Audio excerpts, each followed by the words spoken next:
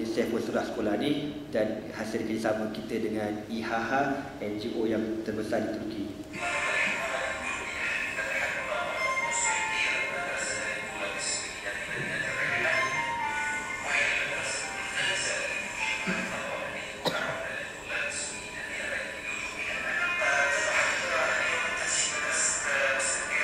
Ni wakil rasmi kami kat sana, Muhammad Khatib, dia pun pernah datang kat sini. Kira guru besar lah kat sana, ataupun pengurus sekolah kat sana.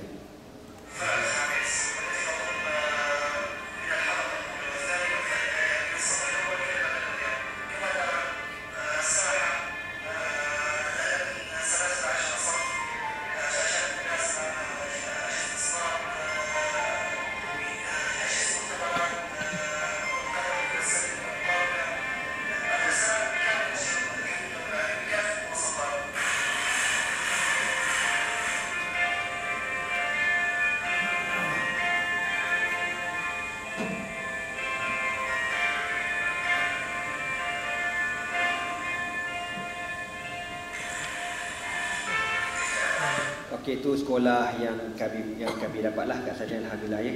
Ini semua video ni biasa dah saya tunjuk, saya malah nak ulang benda sama. Dan ni kilang roti dekat Utah.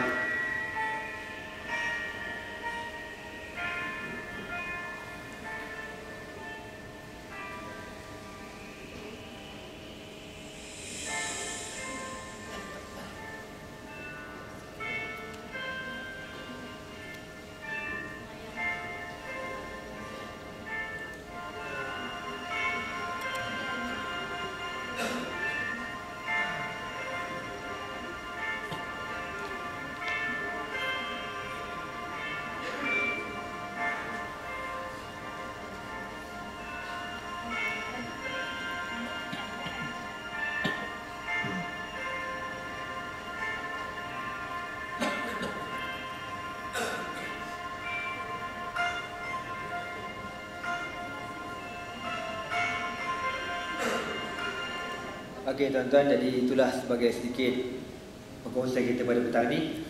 Dan saya ulangi sekali lagi antara yang kami nak bawa dalam misi kali yang ke, saya pun tak ingat, mungkin kali yang ke-7 Kalau campur yang Jordan mungkin kali yang ke-9. Sebab Jordan kita hantar juga, tapi saya bertanggungjawab untuk bahagian Syria dan juga Turki. Jadi kita nak beli baju sejuk untuk budak-budak ni, lebih kurang dalam 500 orang. Setiap seorang dia punya kos dia dalam 50 hingga 60 dolar. Dia punya topi dia, jaket dia, seluar, kasut, stokin 60 dolar. Lepas tu keduanya sekolah. Untuk sekolah musim care ni, kos seorang pelajar berapa ringgit itu ni? 50, 60, 50 ringgit seorang sebulan. Mana poster saya lupa, tak tahu kan. Ni untuk pelajar kita ada 1,500 pelajar. Tajaan seorang pelajar RM50 sebulan, ataupun bersama RM600 setahun. Kalau tuan-tuan nak menyumbang sampai setahun, terima kasih lah banyak-banyak. Ataupun nak menyumbang sampai habis belajar budak ni. Kat sekolah ni lebih kurang dalam 6 tahun dia belajar. Kurang-kurang diorang dibakal membentuk masa depan Syria satu hari nanti, insya-Allah.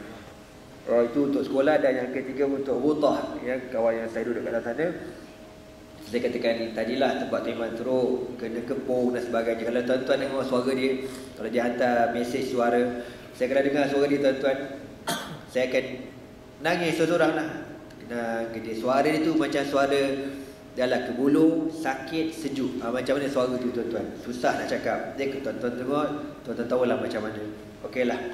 Jadi itu sekadar tu yang saya dapat kongsikan bersama.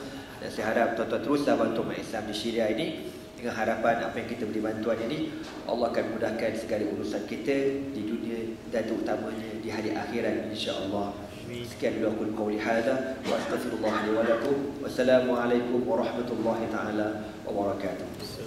Subhanakallah bihamdika asyhadu an la ilaha illa anta astaghfiruka wa atubu ilaihi. Bismillahirrahmanirrahim. Wal 'asri innal insana lafi khusr illa alladhina amanu wa 'amilus solihat wa tawassaw bil haqq wa tawassaw bis sabr.